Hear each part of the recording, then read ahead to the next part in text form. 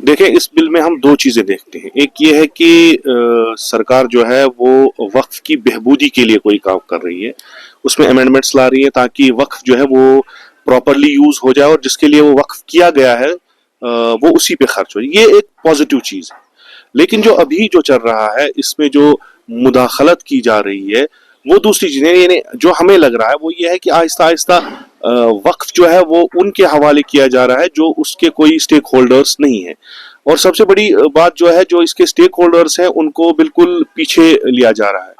और जो अभी सरकार कह रही है कि ये हमारी बिल जो है इसलिए है कि इससे बेहबूदी होगी, लेकिन यहाँ से जो वक्फ जो है, जो ये खुद भी कह रहे हैं कि ये एक रिलीजियस मैटर है, इसको सॉल्व तो वही करेंगे जिनके पास ये इल्म हो। जो इसमें अमेंडमेंट्स लाई गई हैं, मुझे नहीं लगता उसमें कोई रिलीजियस हाईली स्कॉलर्स इन्वॉल्व हैं या उनमें उनसे पूछा गया है। वक्फा एक अपना फलसफा है, उसके तहत जो है वो ये काम नहीं हो रहे। मुसलमानों का वक्फ, जैसे हम अहले तशय्यो का वक्फ जो है, जो जिस चीज़ पे वक्फ हो उसी के काम आएगा।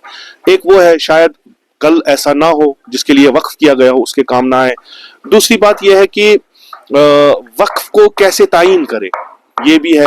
जो अभी सुनने में आ रहा है कि सरकार अब तायीन करेगी क्या ये वक्फ है क्या ये नहीं है। तीसरी बात यह है कि बहुत पुराने सालों, मसलन 100 साल पहले का वक्फ है हमारे पास, शायद किसी के पास उसकी कोई एविडेंस नहीं होगी, रिटन एविडेंस नहीं होगी, तो कल सरकार उसको सरकारी जमीन वो जो घोषित करके उसको लेगी।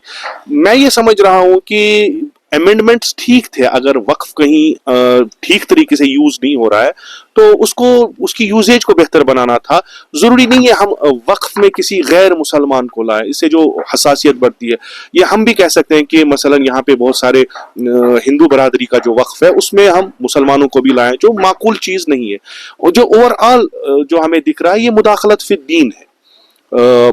दीनी मामलों में सरकार जो है वो उस पे मुदाखलत करती है, और जो सॉफ्ट सेकुलरिज्म का यहाँ पे एक नारा था वो डाइल्यूट हो रहा है, ये कम्युनलिज्म की तरफ जा रहा है। हमें लग रहा है कि नहीं, अब करोड़ों की जो आबादी हिंदुस्तान में मुसलमानों की है वो अनसेफ है, वो सेफ महसूस नहीं करी कल्चरली भी, और अब इनका वक्फ का जमीन है, उसके लिहाज से भी मुझे नहीं लगता ये कोई बेहबूदी के लिए काम किया गया। बस ये वो छेड़खानी जो पहले से ही हो रही है मुसलमानों के साथ, उसी का एक सिलसिला है। जैसे आपने कहा, पहला जो और आखिरी मसला ये यकजहती।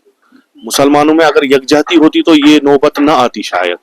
मुसलमान जो बिखरे पड़े हुए हैं, यही एक मसला है कि मैं आउटराइटली रिजेक्ट नहीं कर रहा हूं कि वक्फ जो है वो किसी जगह मिसयूज नहीं हुआ, ना हुआ है। अगर मुसलमान जो ज़ुमा हैं, जो लीडर्स हैं, अगर ये मिल के इस उम्मत को आगे चलाते और इन चीज़ों को खुद देखते तो शायद हमारे में से कोई नहीं उठता जो सरकार के पास जाके ये दरखास्त लेके जाता कि जो है वक्फ जो है वो मिसयूज हो रहा है। अभी भी वक्त है, अगर मुसलमान और मुसलमान रहनुमा जो है एक साथ मिल के अपने कौम के मुस्तकबिल के लिए एक पॉलिसी बनाए और इस खिलाफ जो है इसके खिलाफ खड़ा हो जाए, तो मेरे ख्याल से बहुत सारी चीज़ें जो है वो बच जाएंगी, इसमें कोई शक नहीं।